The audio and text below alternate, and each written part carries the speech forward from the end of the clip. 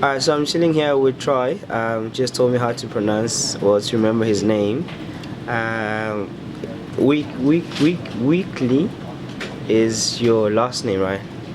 Weeks. Weeks. I mean weeks. Yeah, not weekly. Is your last name? Alright. So you took part in in the previous, was it the previous Agri Hack? The one in the Caribbean. The Caribbean Agri Hack. Yes. Yeah. How was it? What are you guys doing? What was your team working on? So the team, which is called the Adi Salem Cooperative, we were able to come up with an app called PropGuard. PropGuard is currently being deployed in Barbados among a cooperative of farmers, and we're also running a pilot with the extension officers in the Ministry of Agriculture. Yeah. Alright, so what exactly does it do? So PropGuard is made up of three technology components. There's a mobile app that produces data from farmers who would use the app to investigate pests that are infecting their crops. The pests will then be transferred into the app as incidents, where the farmer takes the picture of the pests on the crop along with some basic information like the type of crop that they were using, and that goes through the internet, where the extension officer is able to look at that incident and make a diagnosis, sending back to the farmer what they can use as a potential treatment. Yeah. The farmer can also share information with other farmers so that they may be able to collaborate and help each other to solve problems that they would know the solutions for.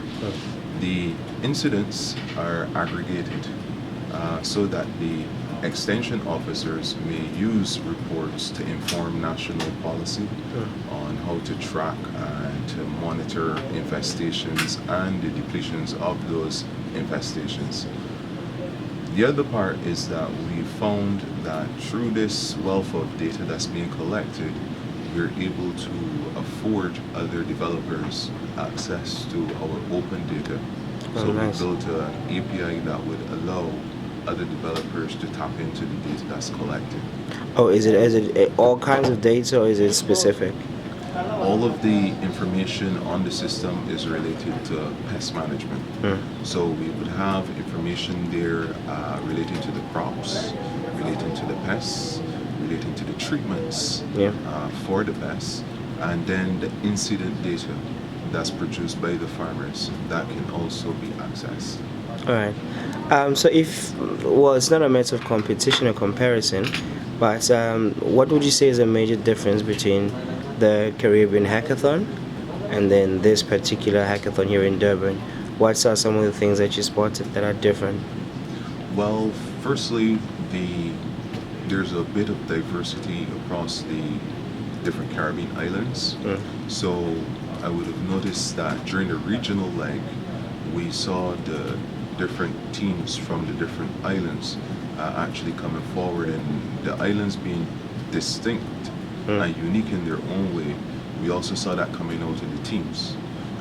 Whereas what I find is like most of the persons here in Durban seem to be operating on the same turf, appear to be operating on the same turf.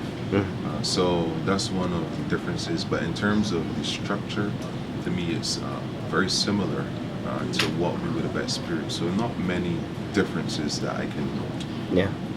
Have you spotted an idea that's sort of interest to you so far? That you think that's a little bit of a spark there, right there? Well, among some of the guys in here. Yeah, well, as I walked around, I would have noticed the uniqueness of some of the applications. However, I think it's yet early to base a winner based solely on an idea, because it's a whole package. The idea needs to be presented, and the idea also needs to be represented. So it's going to require someone with good presentation skills to deliver, and whatever prototype that comes out, it would also have to capture the value and demonstrate how the end user would be able to benefit from that particular product. And that is slightly different from the idea. All right, no, thanks, man.